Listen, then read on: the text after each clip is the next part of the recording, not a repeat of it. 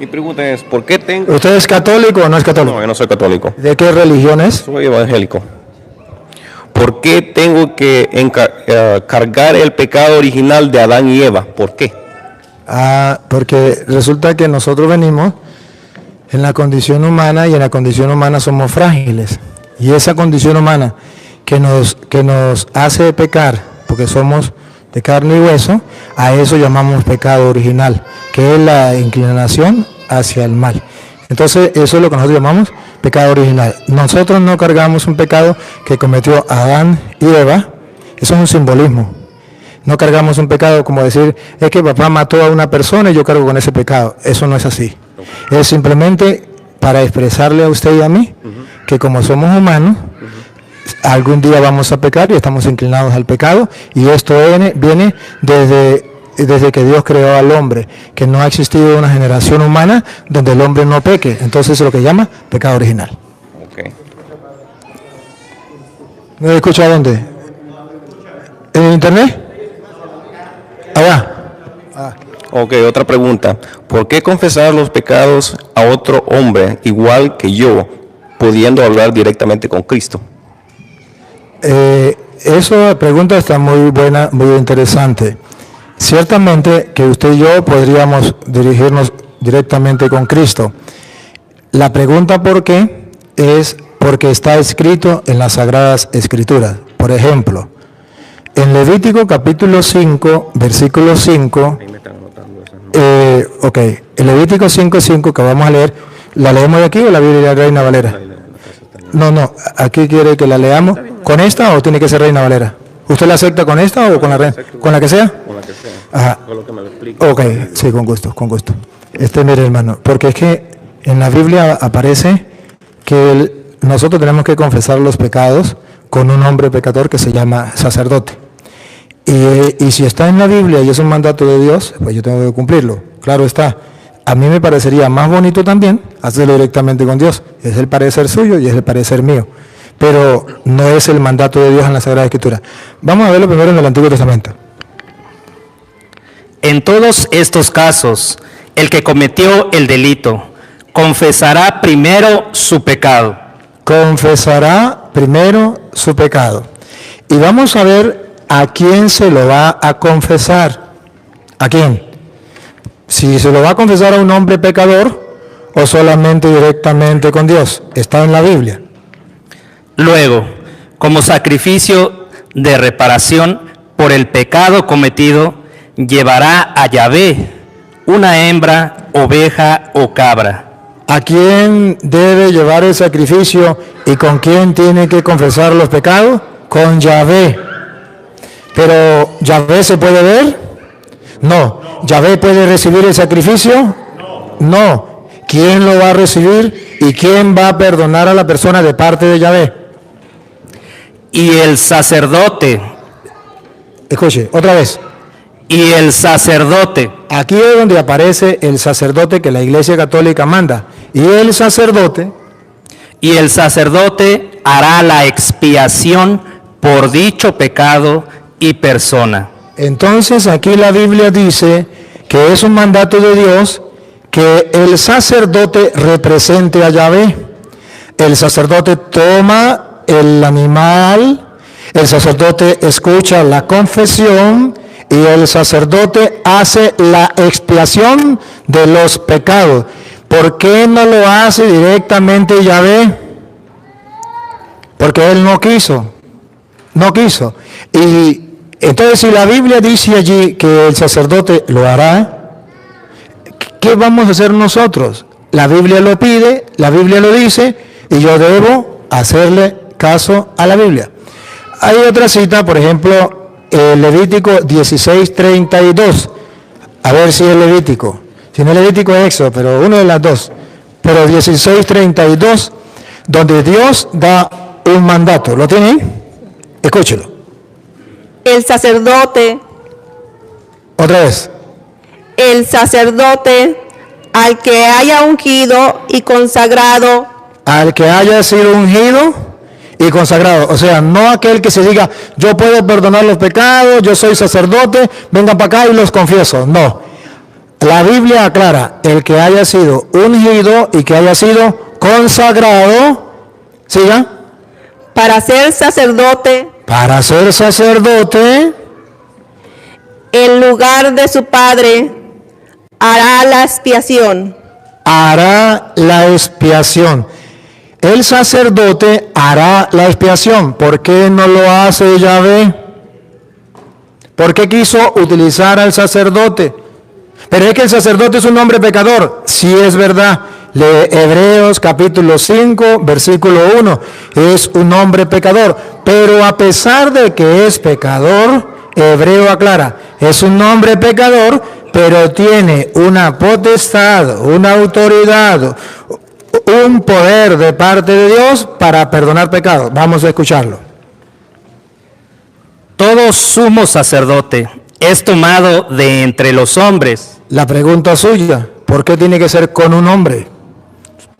Un sacerdote es un hombre tomado de entre los hombres. La respuesta está aquí. Todo sumo sacerdote es tomado de entre los hombres y los representa en las cosas de Dios. Representa a los hombres en las cosas de Dios. Y escuche lo que viene. Por eso, ofrece dones y sacrificios por el pecado. Dios le dio esa potestad de ofrecer dones y sacrificios por los pecados. Pero la Biblia no deja hasta ahí. Muestra que Él ciertamente, como dicen los hermanos separados, es un pecador como los demás. Lo bonito es que la Biblia aclara que es pecador como los demás, pero tiene una autoridad, una potestad, un mandato de Dios de ofrecer dones y sacrificios por el pecado. Óiganlo, que es un pecador. Es capaz de comprender a los ignorantes y a los extraviados, pues también lleva el peso de su propia debilidad. Por esta razón, debe ofrecer sacrificios por sus propios pecados, al igual que por los del pueblo. Entonces la Biblia dice que ciertamente es un pecador, igual que el pueblo, pero que a Dios le pareció muy bien ponerlo como sacerdote. Pues el día en que nosotros, si yo no estoy de acuerdo, por ejemplo, usted no está de acuerdo, el día en que usted sea Dios, lo hace de otra manera. Pero en este momento Dios lo quiso así y lo dejó así y hay constancia. Y le puedo mostrar simbólicamente, en San Lucas capítulo 17, versículo 11, en San Lucas capítulo 17, versículo 11, simbólicamente, ¿por qué? Porque es una enseñanza de Jesucristo con el pueblo judío, con los sacerdotes judíos, pero que tiene un mensaje teológico para nosotros. No pasó de moda, la palabra de Dios no pasa de moda, es viva y eficaz, no pasa de moda. Vamos a ver qué dice Lucas 17, 11, escuche. De camino a Jerusalén, Jesús pasaba por los confines entre Samaria y Galilea. Y al entrar en un pueblo, le salieron al encuentro 10 leprosos. Observen, 10 leprosos, la lepra es símbolo teológicamente del pecado. 10 leprosos le salen al encuentro, es la pregunta suya. ¿Por qué si yo tengo lepra, pecado, por qué tengo que ir a un hombre pecador y por qué no voy directamente a Jesús? Sería directamente a Jesús. Pues aquí la Biblia dice que estos hombres 10 están leprosos y van, como usted dice, a Jesús directamente sin intervención de un hombre pecador. Escúchelo. Se detuvieron a cierta distancia y gritaban: Jesús, Maestro, ten compasión de nosotros. Más claro, no canta un gallo. Están cara a cara, frente a frente, como los hermanos separados, cara a cara, frente a frente con Dios. Me considero leproso. No soy digno siquiera de acercarme a ti, Señor, porque soy un leproso, soy pecador. Pero clamo misericordia, Señor, ten misericordia de nosotros. Y escuche cómo teológicamente la Biblia dice que Dios practica la misericordia con los leprosos pecadores. Sí practica la misericordia, sí tiene misericordia. ¿De qué manera? Paren la oreja. Jesús les dijo, Aquí está la misericordia. Jesús les dijo, vayan y preséntense a los sacerdotes. aquí, teológicamente, la Biblia nos está mostrando que el argumento de los hermanos separados, que tiene que ser directamente con Jesús y no con un hombre sacerdote pecador, Jesucristo aquí muestra otra cosa y dice, no, así no es. Vaya, preséntense a los sacerdotes. Y si somos sinceros, si estos leprosos hubiesen sido protestantes, ¿creen que hubiesen ido al sacerdote? La excusa sería la misma suya. ¿Cómo voy a ir a un hombre pecador? ¿En qué mente? Esta no es excusa, esa es pregunta a la calculación. Oh, está bien, gracias, perdón. Tienes razón a la pregunta. ¿Cómo voy a ir a un hombre pecador cuando tengo directamente a Jesús? Señor, yo no estoy de acuerdo. Deberías sanarme tú mismo. ¿No tienes poder? ¿No es que eres Dios? ¿Cómo me va a mandar al sacerdote? Lo más hermoso de la teología bíblica es que cuando obedecen a su palabra de vaya al sacerdote y toman la decisión, la misericordia de Dios los agarra. O sea, la misericordia de Dios está ahí para aquel que obedece. El que no obedece está ponchado. Escuche. Mientras iban, quedaron sanos. Ahí está la misericordia de Dios. Obedecieron y quedaron. Entonces, si lo comparamos con Juan capítulo 20, versículo 23, si lo comparamos con Juan 20, 23, ¿se acuerda? Jesús dijo, vaya y preséntese a los sacerdotes. Obedecieron y quedaron curados. Ahora lo comparamos con Juan 20, 23. A quienes descarguen de sus pecados, Vaya, preséntese a los sacerdotes. Y cuando ellos fueron, a quienes descarguen de sus pecados serán liberados. cuando ellos obedecieron, ¿cómo quedaron? Liberados, sanos. Si no hubiesen hecho caso a la palabra, escuche, Y a quienes se los retengan, si no hacen caso y no van al sacerdote, les serán retenidos. les serán retenidos. Pero al igual que San Lucas dice que mandó a los leprosos al sacerdote, en el versículo 21 dice que Jesucristo mandó, así como en el Antiguo Testamento Jehová o Yahvé, como ustedes lo quieran llamar, mandó a los sacerdotes a practicar la misericordia, hacer el sacrificio de expiación de los pecados. Así Jesucristo lo hace en el Nuevo Testamento. Óigalo. Jesús les volvió a decir, la paz esté con ustedes. Aquí está, con la lupita. Ayúdenme con lupita. Aquí está, véanlo. Véanlo con claridad. Como el Padre me envió a mí, ¿Quién niega que el Padre envió a Jesús a perdonar pecados? Nadie. ¿Quién niega que el Padre le dio toda autoridad y todo poder a Jesús para perdonar pecados? Nadie. Él viene a salvarnos de la miseria, de la lepra, del pecado. Pues dice Jesús, así como el Padre me envió a mí, mire cómo lo delega la potestad. Se lo delega a los sacerdotes para poder decir, vaya y preséntese a los sacerdotes. Mire cómo lo delega. Otra vez, repítalo. Como el Padre me envió a mí, así los envío yo también. ¿Cómo lo había mandado el Padre? Con la autoridad de perdonar pecados. Pues así, de la misma manera, yo los envío también a ustedes. Entonces se trata de aceptar a los que Jesucristo envió o no aceptarlo.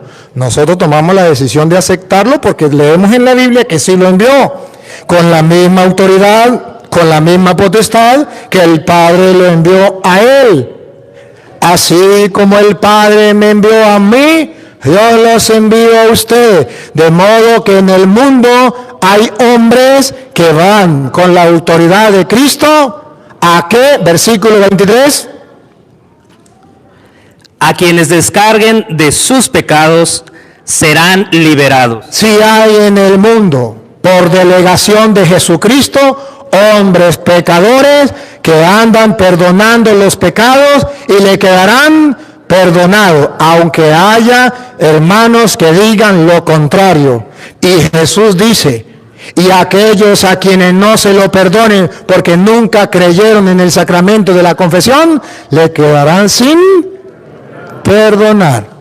Entonces, me hace la pregunta, yo se la respondo. Si tiene otra pregunta con respecto a esto u otra pregunta, me dice y con gusto se la respondo. Y antes de respondérsela, le felicito por la capacidad de preguntar, la capacidad de oír y de querer aclarar las cosas, porque esto es lo que es grato a los ojos de Dios y digno de admirar y de felicitar a usted, que me quedo sumamente extrañado, pero también extasiado al encontrar un ser como usted.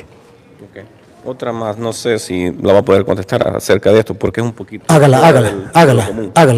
Siendo el Señor tan cariñoso de todas las virtudes que Él tiene, ¿sabré algún párrafo, algo ahí que diga que solo nosotros existimos en el universo?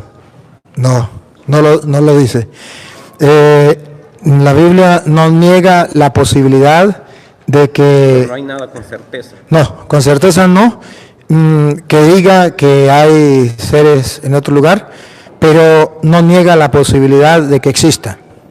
Lo que sí la Biblia muestra es que si existe seres en otro lugar, también fueron creados por Dios, a lo mejor en otra época, a lo mejor de otra manera, pero no lo dice. No. ¿Hay leído algún versículo o capítulo que explique algo de eso? No lo explica así claro, no. Tampoco lo niega. Lo deja así como se llama en neutro, y por eso, por ejemplo, la Iglesia, en cuanto ahorita al problema de que dicen que hay extraterrestres, que no hay extraterrestres, la Iglesia dice, si la ciencia comprueba que hay extraterrestres, pues habrá extraterrestres.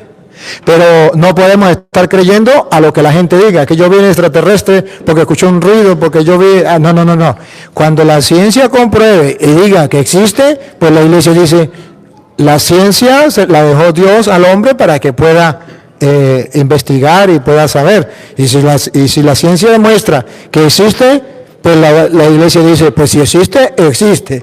Pero Él creó todo, lo visible y lo invisible. Todo lo creó Él. Entonces, si todo lo creó Él, si llegan a existir los extraterrestres, eso también los creó Dios.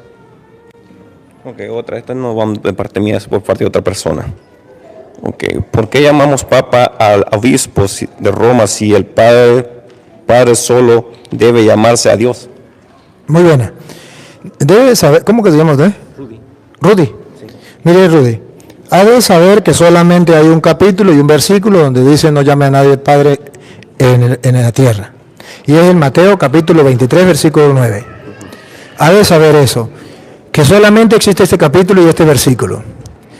De modo que si quitáramos a este capítulo y este versículo, no existiría. Pero existe. Y si existe, ¿qué quiere decir? Hay dos interpretaciones. Una, la de los hermanos separados, y otra, la de los católicos. La de los hermanos separados usted ya la conoce. No puedo llamarle padre al sacerdote porque la Biblia me lo prohíbe. Punto. La de la Iglesia Católica. Sí puedo llamarle padre al sacerdote porque la Biblia no prohíbe que yo llame padre al sacerdote, a pesar de que Mateo dice a nadie llame padre sobre la tierra. Entonces, ¿cuál es la explicación? La explicación consiste en que analicemos lo que dice el capítulo 23, versículo del 1 en adelante, para ver el contexto, a qué se está refiriendo Jesús, el antes y el después. Y al analizarlo, podemos ver con claridad por qué. Porque resulta una cosa, que la iglesia se encuentra con este interrogante. Si Mateo 23:9, léalo. No llamen Padre a nadie en la tierra. Pues si Mateo 23:9 dice, no llamen Padre a nadie en la tierra, y se refiere en la palabra Padre, que no le puedo decir al sacerdote, entonces la Iglesia Católica se pregunta, ¿por qué la Biblia se contradice? Por un lado dice, a nadie llame Padre, pero si usted ha leído Romanos capítulo 4, dice que Abraham es nuestro Padre, no carnal, nuestro Padre en la fe, y Padre de los judíos circuncisos y Padre de los paganos incircuncisos, pero que han creído. Los judíos circuncisos que creyeron y los paganos incircuncisos que no creyeron, que sí creyeron, y Abraham es Padre en la fe. Entonces nos preguntamos, ¿por qué lo llama Padre si la Biblia prohíbe a nadie llame Padre? Y nos preguntamos, ¿por qué cuando Jesucristo en Lucas capítulo 18, versículo 18, habla con el joven rico y le dice al joven, el joven le dice, Señor, ¿y qué tengo que hacer para cumplirlo, para ganar el reino de los cielos? Y Jesús le dice, cumple los mandamientos. Y él le dice, ¿cuáles? Y él le dice, no matarás, no robarás, honra a tu padre y a tu madre. Entonces, ¿por qué Jesucristo llama Padre a alguien sobre la tierra? Y nos encontramos que en la carta a los Efesios, capítulo 6, versículo 1, nos encontramos que Pablo dice, hijos, obedezcan a sus padres. Padres, no exasperéis a sus hijos. Efesios capítulo 6, versículo 6. No se fijen en sí. No, 6.1, mamita, me equivoqué, 6.1. Hijos, Hijos, obedezcan a sus padres. y como si en la tierra no podemos llamar padre a nadie. Y el mismo Pablo pronuncia la palabra padre. Escuche.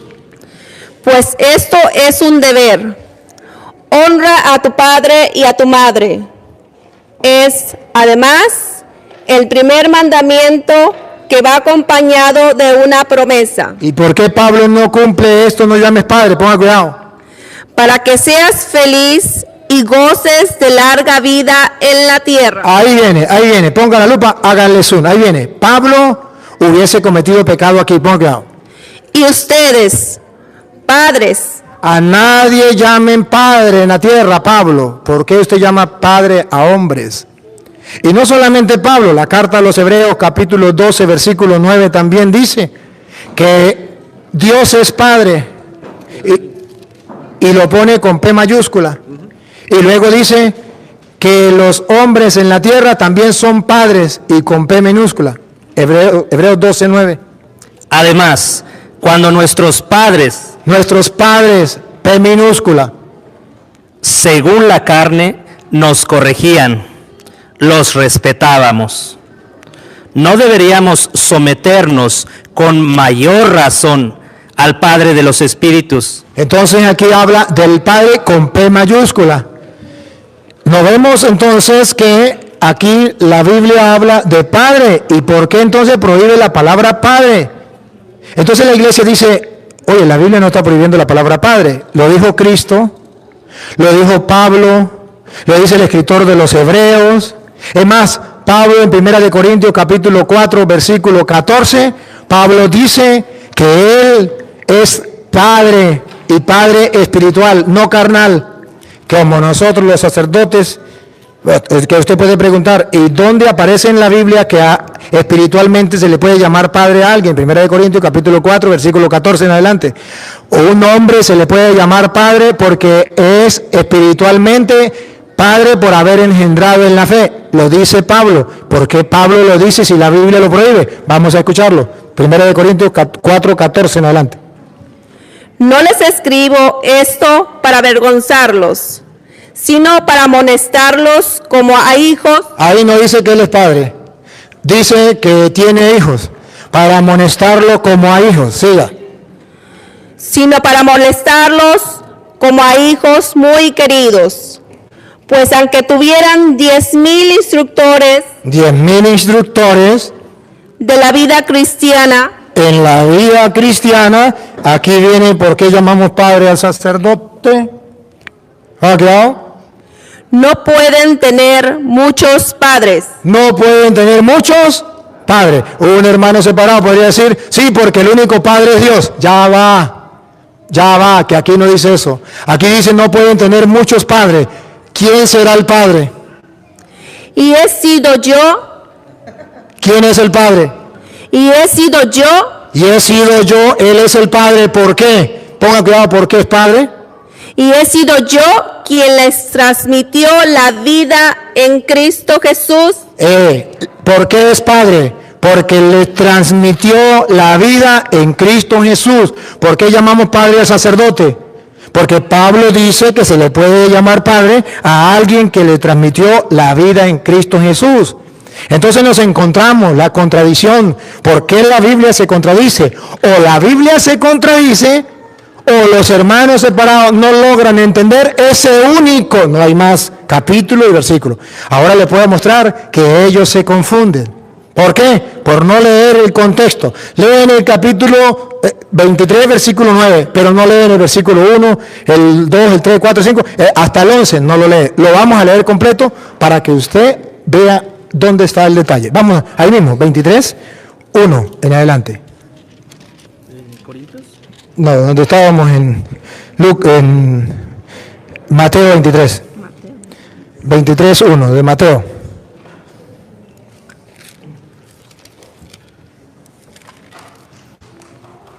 Entonces Jesús habló. La enseñanza. Jesús habló, viene a enseñar. Tanto para el pueblo como para sus discípulos. Para todos. Va a dar una enseñanza. Los maestros de la ley. Aquí. Observen que Jesucristo está hablando del contexto. Está hablando de los maestros de la ley. No sabemos quién eran los maestros de la ley, nosotros no los conocemos. Pero por lo que diga Jesús, lo vamos a entender. Los maestros de la ley Y los fariseos y los fariseos han ocupado el puesto que dejó Moisés. Hagan y cumplan todo lo que ellos dicen, pero no los imiten. Primera enseñanza, los fariseos y los escribas, los maestros de la ley, han ocupado el puesto de Moisés, pero hagan lo que ellos dicen, pero no hagan lo que ellos hacen. ¿Por qué? Pero no los imiten, porque ellos enseñan y no practican. Preparan pesadas cargas, muy difíciles de llevar. ¿Van observando cuál es el contexto? Enseñan pero no practican.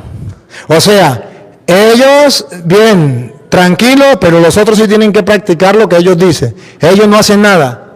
Y luego dice, forman pesadas cargas y se la ponen al hombro de los demás, pero ellos ni siquiera mueven un dedo. ¿Ven el contexto de lo que él está hablando? No mueven un dedo. O sea, cuando una persona explota a otra, cuando una persona humilla a otra, cuando una persona se cree más que el otro y se sienta en las cátedras de Moisés y pone a los demás que hagan, pero él no hace nada. ¿Van siguiendo la idea? Sigue. Muy difíciles de llevar, y las echan sobre las espaldas de la gente, pero ellos ni siquiera levantan un dedo para moverlas. ¿Ya ven cuál es el problema que nos encontramos? Con gente que está explotando, sometiendo a otras personas. Jesús va a salir en defensa de esas personas y nos va a dar una enseñanza que nosotros no debemos hacer así. No debemos ser así. Pero Él nos viene a explicar cuáles son las personas que son así. En primer lugar, los escribas y los fariseos. Pero no solamente los escribas y los fariseos. Había otro grupo que también hacía lo mismo, que eran los maestros y que eran los padres. Los maestros que sometían a sus discípulos. No consideraban iguales a los discípulos. Ellos se creían lo más y el discípulo una basura. A máximo, ¿cómo podía llegar el maestro, el discípulo? A ser como el maestro, pero nunca podía superar al maestro. La soberbia se los tragaba a los maestros. Pero también existía el Padre. El Padre, que ahorita lo van a ver en Gálatas capítulo 4, versículo 1, que el Padre trataba al Hijo como un esclavo, como un cachifo. Y lo vamos a leer Gálatas 4:1. Y lo vamos a leer de alguien que lo sabe, Pablo. Entonces el Padre trataba al Hijo como un esclavo. Le montaba cargas y él no lo hacía. Pobre hijo era explotado. El maestro con el discípulo, igualmente. Ponga cuidado, Gálatas, usted se queda ahí, Gálatas 4:1. Ahora yo digo, mientras el hijo del dueño de casa es aún niño, Mientras es a un niño el hijo del dueño de la casa, mire cómo el padre trata al hijo. Ponga cuidado. no tiene ninguna ventaja sobre los esclavos, ¿Cómo lo trata? Como un esclavo. No tiene ninguna ventaja con los esclavos. Entonces Jesucristo está criticando a los soberbios. Entre ellos estaban los maestros, entre ellos estaban los padres de familia, entre ellos estaban los fariseos, los escribas. Y Jesucristo a cada uno le va dando, y va a terminar diciendo Jesucristo que entre nosotros no puede ser así, que tenemos que ser distintos. Pero observen entonces que Jesucristo está hablando aquí de que ponen carga y ellos no mueven ni siquiera un dedo para cargarlas. Repítelo y sigue. Pero ellos ni siquiera levantan un dedo para moverlas. Todo lo hacen para ser visto por los hombres. Miren esas largas citas de la ley que llevan en la frente y los largos flecos de su manto. Está hablando de los maestros de la ley y de los escribas y fariseos. Ahora ponga cuidado lo que sigue. Les gusta ocupar los primeros lugares. Otro problema, la soberbia, el orgullo, los primeros lugares. En los banquetes y los asientos reservados en las sinagogas. Les agrada que los saluden en las plazas y que la gente les llame maestro. Aquí caemos, ahí caímos. ¿Cómo les gusta que los llame la gente? Maestros. ¿Y qué eran los maestros? Los que sometían a sus discípulos. Ahora Jesucristo usted va a poner la lupa, que Jesucristo va a decir, ustedes no se dejen llamar maestros. Observen que la primera es para nosotros. Ustedes no se dejen llamar maestros. O sea, que nadie me tiene que considerar a mí como el Señor, como el que somete a los otros. O sea, a nadie, no se dejen llamar maestro. Ustedes no pueden ser los explotadores de los demás, los que humillan a los demás. Ustedes no pueden ser los que le montan cargas a los demás. Ustedes no hagan eso. Ustedes no se dejen llamar maestro. Y observarán que no está hablando de lo que es común en la casa. Porque dice, ustedes no se deben llamar maestro. ¿Por qué no? Porque, miren lo razonable. Ustedes no se dejen llamar maestro. Porque ustedes todos son discípulos. ¿Sí o no? Esa es la lógica. Ustedes no se dejen llamar maestros porque todos ustedes son discípulos. Y la otra, y usted a nadie llame padre porque todos ustedes son discípulos. No. Úsenme la razón. No se dejen llamar maestros porque todos ustedes son discípulos. Y a nadie llame padre porque todos ustedes son hijos, hermanos. ¿Sí captan allá? Pero no lo dice así. Y si usted pone la lupa, ¿por qué Jesús no lo dice así? Lo lógico sería, no se dejen llamar maestros porque ustedes son discípulos. A nadie llame padre porque ustedes son hermanos. Un solo Dios y ustedes son hermanos. Pero no lo dice así. Ponga cuidado cómo lo dice. Lo que es ustedes está criticando a los que se creen más que los demás y nos está dando una lección. Nosotros no podemos ser así. Lo que es ustedes, miren, deben corregir lo que hacen aquellos. Les gustan los primeros puestos, montan cargas a los otros, hagan lo que ellos digan, pero no lo que ellos hacen. Ajá, aquí, ponga la lupa. ¿Otra vez? Lo que es ustedes, no se dejen llamar maestro, porque no tienen más que un maestro, y todos ustedes son hermanos. ¿Por qué no dijo hermanos cuando habla de padre?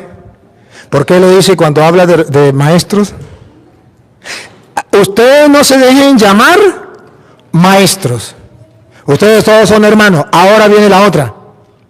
No llamen padre a nadie. Ya no dice no se dejen llamar. La primera parte es no se dejen llamar maestro. En la segunda parte es a nadie llame padre. O sea, mire, si yo me dejo llamar maestro por ella, estoy diciendo que ella es la cachifa, la discípula, la esclava, que yo tengo derecho según la ley de yo someterle cargas pesadas y que ella las cargue y yo no mover un dedo. Entonces, yo paso a ser más que ella. Pero la segunda es, a nadie llame padre. Ya no es que ella no me puede llamar a mí maestro. O sea, yo no me puedo creer más que ella. Ahora, a nadie llame padre, que así como yo no me puedo creer más que ella, tampoco me puedo creer menos. A nadie llame padre. El hijo era un esclavo, en nada sin diferencia del esclavo. Entonces él era el Señor. Y dice Jesús, no, todos somos iguales. Ni el otro es más, ni yo soy más.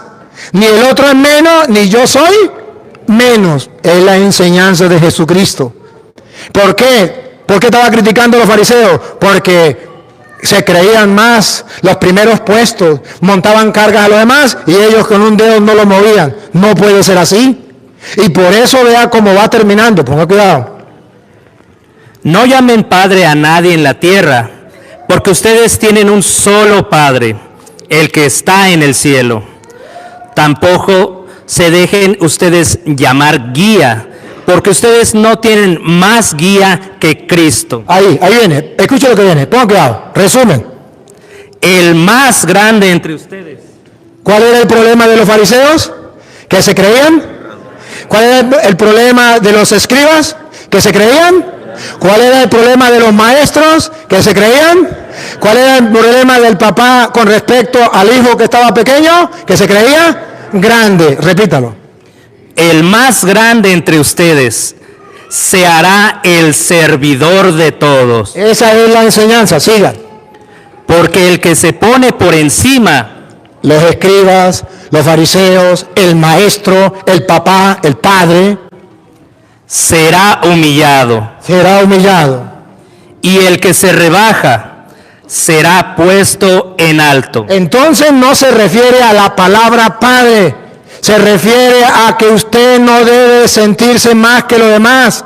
Porque si usted se enaltece será humillado. Y si usted se humilla será enaltecido. Entonces la Biblia no se contradice. Es que los hermanos separados no saben por qué Jesús dice a nadie llame padre, que significa no consideren a nadie que sea así un Dios para usted. Y entonces usted es como un militar, que el militar le dice al soldado, usted es una cucaracha pegada en la pared. Y usted se imagina una cucaracha pegada en la pared. No, así no es. Todos somos importantes a los ojos de Dios. Y el más grande es el servidor de todos. Y además, el que se humilla será enaltecido y el que se enaltece será humillado. Esa es la explicación y esa es la diferencia que hay entre la doctrina católica y la doctrina protestante. Ok, la última. ¿Quién dice que Pedro es católico y que él fundó la Iglesia Católica? Que me enseñe los versículos o los capítulos que verifique exactamente lo que eso es, que la católica es la cabal. Antes quiero hacer una pregunta. ¿Sabe lo que significa la palabra católica? No, exactamente, no. Por eso le pido la explicación. Católico significa universal. Universal. ¿Y por qué la Iglesia Católica se llama católica? ¿Aparece algún texto bíblico donde la Iglesia de Cristo sea católica? Sí, en Mateo capítulo 28, versículo 18 en adelante, Jesucristo va a mandar a sus discípulos y los va a mandar y va a decir la palabra clave que hace que usted y yo llamemos a la Iglesia Católica, Iglesia Católica. La Iglesia significa Perdón, iglesia católica significa universal. ¿De dónde lo sacamos? Mateo 28, 18 en adelante. Jesús se acercó y les habló así. A los discípulos les habló así. Oigan, Me ha sido dada toda autoridad en el cielo y en la tierra. Él es Dios. Tiene toda autoridad en el cielo y en la tierra. Vayan, Un mandato. Aquí está mandando a la iglesia. Le está enviando. Vayan. Esa iglesia comenzó con los 12 apóstoles. Pero es una iglesia católica. ¿Cómo sabemos que es católica? Vamos a ver a dónde los mandó. Vayan. pues, y hagan a todos los pueblos. Todos los pueblos significa católica. Católico es un sinónimo de universal o de todos los pueblos. Entonces, cuando nosotros decimos que la iglesia de Cristo es católica, significa que cuando Cristo mandó a sus apóstoles, lo mandó a todos los pueblos, a todo el mundo. Y se llama católica por el mandato. Vayan y hagan que todos los pueblos sean mis discípulos. Entonces, cuando Él lo manda a todos los pueblos, sin duda que es una iglesia universal, católica. Y es entendible. El Dios en que usted cree y en que yo creo, ¿es un Dios solo para un grupito o para todos? Entonces, ¿es un Dios católico o no es católico? Entonces, ¿es un Dios católico o no es católico? ¿No es católico? Yo no sé si es católico o no es católico. Ya le dije qué significa católico. Sí. Ajá. ¿Dios es católico? A la vista de ustedes, sí. No. A la vista de un diccionario, a la vista de la inteligencia, a la vista del estudio, si la palabra católico significa universal, Sí. pregunto, ¿Dios es católico? Sí. Dios es católico. Y el mandato de Dios a sus apóstoles es católico, universal. Claro está. ¿Cuál es el problema que nos encontramos con las manos separados? Que al no encontrar la palabra católico, dice, no existe la iglesia católica. Nosotros decimos, la iglesia católica sí existe, o sea, que desde el principio la iglesia católica recibió una misión. ¿Por qué se llama católica? Católica es la misión que recibió la iglesia desde el principio, una misión universal. Vayan y hagan que todos los pueblos, el Dios de nosotros es un Dios católico. Jesucristo es católico, murió por todo, es católico. Si usted estudia la palabra católico, verá que no estoy diciendo mentiras. Pero católico, al hermano separado, le cae pesada la palabra. Pero sin embargo, aunque le caiga pesada, Jesucristo es católico, Dios es católico y la iglesia es católica, universal. Ahora, viene la segunda pregunta. ¿Y por qué yo digo que esa iglesia de Jesucristo es representada por Pedro o tiene como autoridad a Pedro? Porque cuando Jesucristo fundó la iglesia en Mateo 16, 18, le dio la autoridad a Pedro y se la dio de varias maneras. Le dio la autoridad. Funda una iglesia y le da una autoridad. Vamos a escuchar cómo le da la autoridad.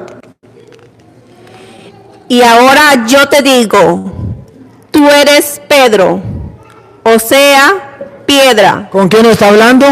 Con Pedro. Tú eres Pedro, o sea, piedra. Y sobre esta piedra edificaré mi iglesia. Primero, Cristo funda una iglesia. Ahora vamos a ver el papel de Pedro. Aquí viene el papel de Pedro. Ya fundó una iglesia. Tú eres Pedro, sobre esta piedra edificaré mi iglesia. De aquí para adelante entra el papel de Pedro. Ponga cuidado. Los poderes de la muerte jamás la podrán vencer. Todavía no entra Pedro. Hasta ahora le está dando garantía. Fundo una iglesia que ni el diablo la podrá vencer. Si usted toma en serio esta palabra, quiere decir que la iglesia de Cristo, si esto es verdad, nunca dejó de existir. Ni el diablo la podrá vencer. La acaba de fundar y el diablo no la podrá vencer. Y el versículo 28 de Mateo, ¿usted qué dice ahí? Mateo 28, 20, lo dice de otra manera. Si aquí dice, yo fundé una iglesia, tú eres Pedro, sobre esta piedra edificaré mi iglesia. la funda, edificaré mi iglesia. Y luego dice, y los poderes de la muerte jamás la podrán vencer. Teológicamente, ¿qué significa? Que esa iglesia no la vence nadie. Pero que si no la vence nadie, es una iglesia que debe estar presente todos los tiempos y nunca dejó de existir. Y si dejó de existir en un tiempo, no es la de Cristo. Porque él dice en Juan 28:20. ¿Qué digo? Juan, Mateo. 28:20. Y enséñeles a cumplir todo lo que yo les he encomendado a ustedes. Y escuche la promesa de Jesús. Yo estoy con ustedes todos los días hasta el fin de la historia. Esa iglesia no es una iglesia que existió y dejó de existir en un tiempo. Porque Jesús dice, el diablo no la podrá vencer y yo estaré, le doy mi palabra, que yo estaré con ustedes todos, miren, todos los días a lo largo de la historia hasta el fin del mundo. No dice hasta que venga Constantino, como algunos dicen que Constantino es el que destruyó la iglesia, o hasta que venga Martín Lutero y funde los protestantes. Eso no lo dice. Dice, yo estaré con ustedes todos los días hasta el fin del mundo. Ahora, cuando Jesucristo funda esta iglesia y le dice, el diablo no la podrá vencer, ahora le da responsabilidad a Pedro en esa iglesia. Escúchenlo. Yo te daré Aquí está. ¿Con quién está hablando? Con Pedro. Dale.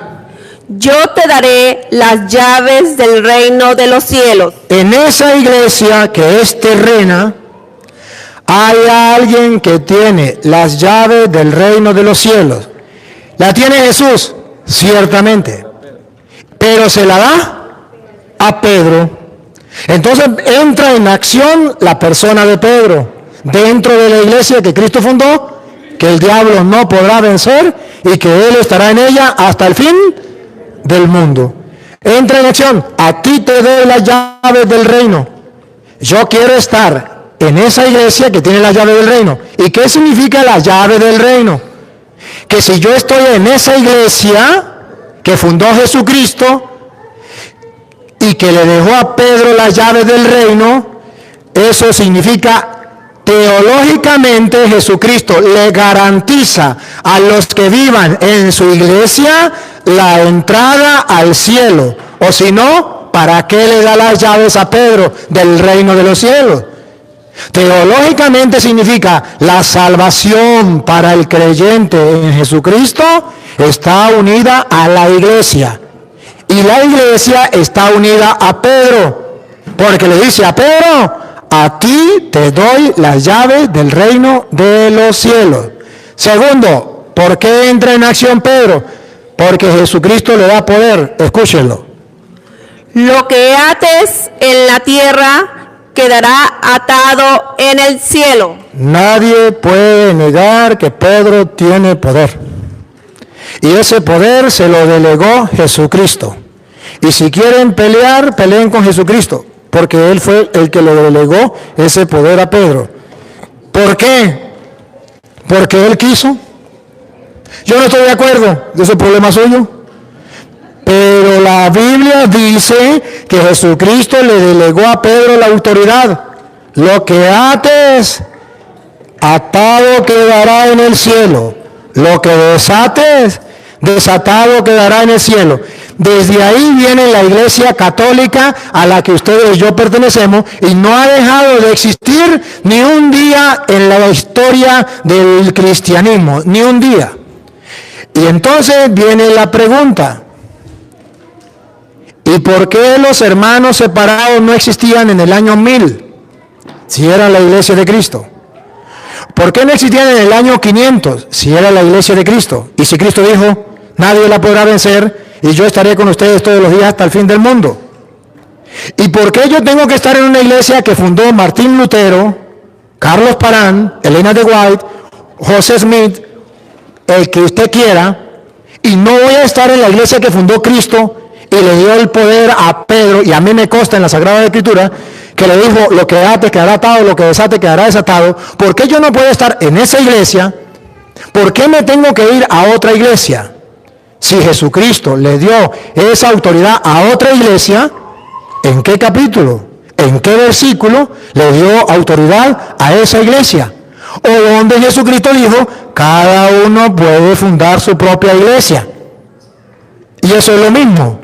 No hay un capítulo, no hay un versículo donde dice que usted puede fundar otra iglesia o que Jesucristo dice eso es lo mismo. No lo existe. Y me alegra que usted lo sepa. Entonces, la explicación está aquí.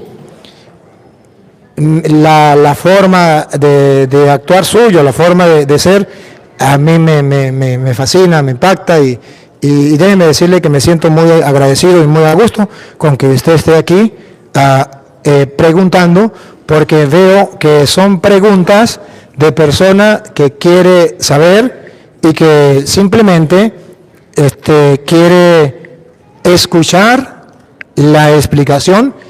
He ahí la explicación. Si tiene otra preguntita, me dice. Creo que sea un poquito corta.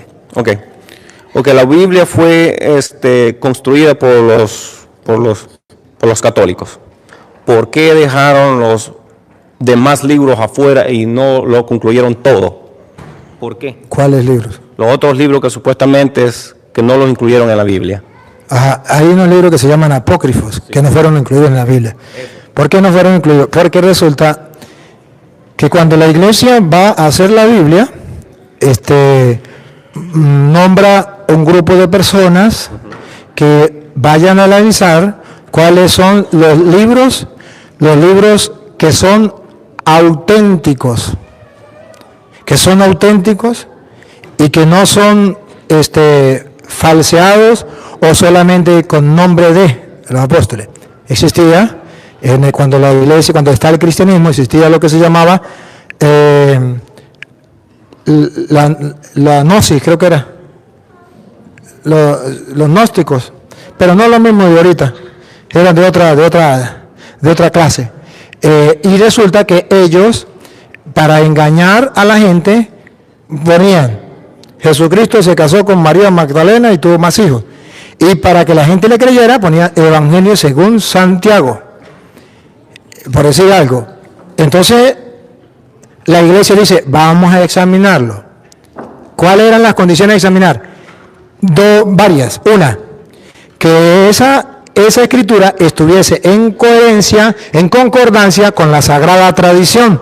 Porque resulta que en ese tiempo todavía no se mantenía la escritura como lo propio, sino era hablado. Entonces, eran pocos los que escribían. Entonces, según la tradición, vamos a analizar a ver si coincide. Segundo, vamos a ver si hay pruebas de que viene de ese apóstol. Tercero, y es la más pesada, los libros que eran inspirados por Dios, los cristianos lo tenían como palabra de Dios, lo leían en la misa. Entonces, ¿cuál era el criterio? En Roma se lee esta carta a los romanos, la carta que Pablo mandó a los romanos, ahí se leía. Entre los cristianos leían esa carta. En Tesalónica estaba la carta a los tesalonicenses, entonces ahí se leía esa. En Filipo estaba la carta a los filipenses. En Corinto, la carta a los corintios. En Éfeso, la carta a los efesios. Entonces, había cartas que se leían en la misa, en la liturgia.